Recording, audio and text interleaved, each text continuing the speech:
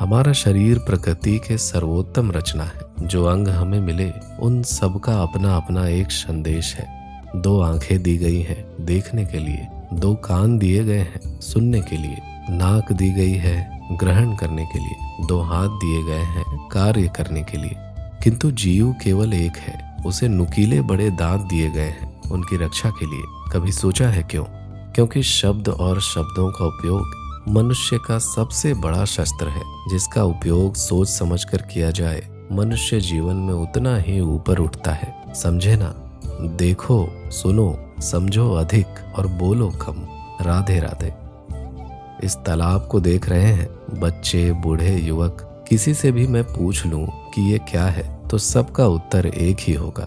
उत्तर तब बदलेगा जब प्रश्न ये होगा कि आप इस तालाब के साथ क्या करना चाहते हैं। कोई कहेगा कि मैं यूं ही किनारे पर बैठकर इस जल को स्पर्श करके शीतल वायु का आनंद लेना चाहूंगा। कोई कहेगा मैं इस तालाब में तैरना चाहूंगा।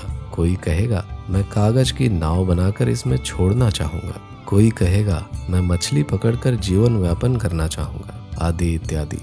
आपको एक बात बता दूं कि हमारा जीवन भी इसी तालाब की भांति एक समा है, किंतु हमें इसके साथ क्या करना है ये हमारा निर्णय है। इस तालाब में आपको मोती भी मिलेंगे, कीचड़ भी मिलेगा। यदि आप मोती पाना चाहते हैं तो आपको उस गहराई तक जाना होगा, उतने प्रयास आपको करने होंगे, तभी जाकर आप मोती पाओगे, अन्यथा केवल कीचड़ हाथ लगेगा।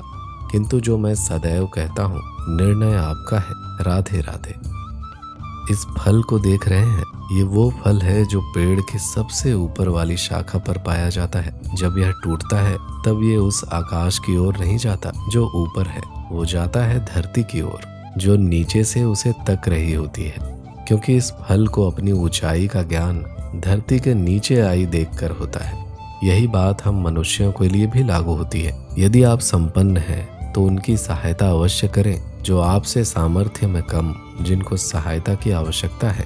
आप सामर्थ्य में अधिक हैं। जीवन में आनंद केवल बढ़ना नहीं है, बल्कि उनकी सहायता करना भी है जो किसी कारणवश आपसे नीचे रह गए। इच्छा, आशा, अपेक्षा, आकांक्षा, यही सब मानव समाज के चालक होते हैं। नहीं, यदि आपसे कोई पूछे कि आप कौन हैं, तो आपका उत्तर क्या होगा? विचार कीजिए। आप तुरंत ही यह जान पाएंगे कि आपकी इच्छाएं ही आपके जीवन की व्याख्या है। कुछ पाने से मिली सफलता, कुछ ना पाने से मेरी निष्फलता ही आपका परिचय है। अधिकतर लोग ऐसे ही जीते हैं, स्वयं भीतर से मरते रहते हैं, किंतु अपनी इच्छाओं को नहीं मार पाते। इच्छाएं उन्हें दौड़ाती हैं, जिस प्रकार मृग की तृष्णा मृग को दौड़ाती है। परंतु इन्हीं इच्छाओं के गर्भ में ही ज्ञान का प्रकाश है। कैसे? जब इच्छाएं अपूर्ण रहती हैं और टूटती हैं, तो वहीं से ज्ञान की किरण प्रवेश करती है मनुष्य के हृदय में। नहीं, ये कथा नहीं है, केवल इच्छाओं के संघर्ष की नहीं है, महत्वाकांक्षाओं से जन्म लेने वाले भयावह रक्तपात की। ये कथा है इच्छाओं के गर्भ से उदित हुए ज्ञान की। मैं वासुदेव कृष्ण आप सभी को निमंत्रण देता हूँ इस यात्रा पर चलने का, जो जीवन का मर्म सिखाए, मनुष्य का धर्म सिखाए, कीचड़ से उठकर कमल बनने का कर्म सिखाएगी। और इस यात्रा का नाम है महाभारत।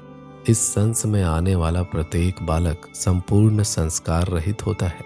उसके अंतर पर ना किसी अच्छे संस्कार के चिन्ह अंकित होते हैं, ना ही बुरे संस्कार के, अर्थात जिनसे बालक में ना कोई गुण होता है, ना ही कोई दोष। तो ये दोष अथवा गुण किस प्रकार प्राप्त होते हैं? क्या हमने कभी विचार किया है? जो बात माता पिता के मुख से निरंतर सुनी जाती है, वही बात उनकी संतान के हृदय का संस्कार बनती है। जैसे किसी गांव में नदी तट तक एक पगडंडी बनी जाती है, केवल उस मार्ग पर बार बार चलने के कारण। अर्थात माता पिता के हृदय की इच्छाओं पर अंकुश रखना क्या अनिवार्य नहीं?